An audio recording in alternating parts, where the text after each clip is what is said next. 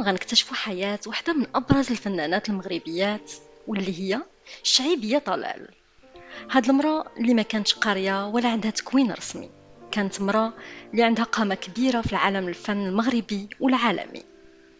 قدرت توصل لقلوب الناس بفنها البسيط والعفوي. غادي نكتشفوا تفاصيل حياتها، كيفاش دخلت لعالم الفن وتأثيرها على الفن المغربي والدولي. تولدت الشعيبية طلال عام 1929 بدوار شتوكا. من صغرها كانت بنت اللي متميزة، واخا تزات في واحد العائلة اللي بسيطة وعمرها قرات في المدرسة. صغرها دوزاتو كتشرف على الحوايج الصغار بحال التربية ديال الدجاج، تتفكر كيفاش تعوم في البحر، كتلعب بالورد والحجر، كتبني ديور من الرمل وكتزوقهم بالصدف. واخا عمرها ما شافت شي دار من قبل، حيت كانت عايشة في خيمة مع العائلة ديالها. هاد الحب ديال الطبيعة والبحر والورد خلاها ديما مختلفة على الناس اللي